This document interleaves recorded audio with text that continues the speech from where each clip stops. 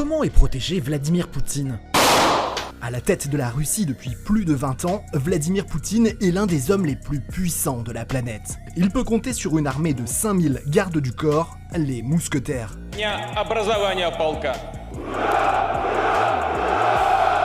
Ils sont pour la plupart tous issus du FSO, un groupe d'élite secret au sein des services de sécurité russes, et ils sont triés sur le volet et spécialement recrutés par Vladimir Poutine lui-même. Et pour devenir un mousquetaire, faut pas grand chose.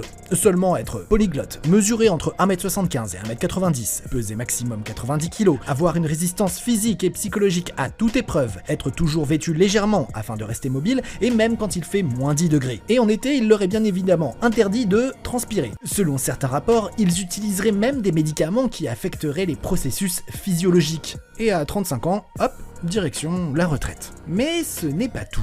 En plus de ces mousquetaires, Poutine peut aussi compter sur la garde nationale russe, qui compterait environ 400 000 hommes. Et quand il voyage à l'étranger, c'est encore plus vertigineux. Chaque lieu est inspecté et équipé de dispositifs anti-bombes, et des techniciens surveillent tous les téléphones de la zone. Pendant ses déplacements, Vladimir Poutine est entouré de 4 cercles d'agents. Le premier cercle est constitué de ses gardes du corps personnels, les fameux mousquetaires. Dans le deuxième cercle, on retrouve des gardes dissimulés dans le public. Tout autour, des agents encadrent la foule, empêchant des personnes suspectes d'entrer. Et un peu plus loin, dans le quatrième cercle, des snipers sont posés sur les toits des bâtiments, prêts à tirer au moindre faux pas. Au total, ces déplacements coûteraient, selon certaines sources officielles, des dizaines de millions d'euros.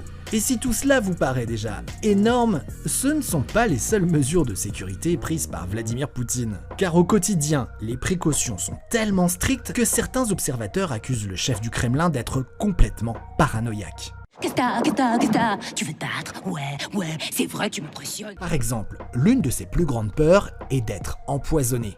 Tous ces plats sont préparés par un membre de son service de sécurité et il a même recours à des goûteurs qui vérifient chaque aliment ou boisson qu'il consomme. Et à l'étranger, tout est également sous contrôle. Par exemple, si Vladimir Poutine doit porter un toast de champagne, il boira uniquement dans la bouteille apportée par son équipe. Au-delà de sa sécurité personnelle, Vladimir Poutine sait aussi défendre ses positions en dehors des frontières russes. Pour cela, il peut compter sur les mercenaires du groupe Wagner, une organisation paramilitaire proche du Kremlin chargée de défendre les intérêts du pays à l'étranger. Selon certaines sources, on estime que 10 000 personnes sont déjà passées entre ses rangs depuis sa création en 2014. Aujourd'hui, il serait entre 2500 et 5000 mercenaires dans le monde. Accusé d'exactions dans plusieurs pays, le groupe aurait récemment envoyé plus de 400 mercenaires en Ukraine dans le but d'assassiner le président Volodymyr Zelensky.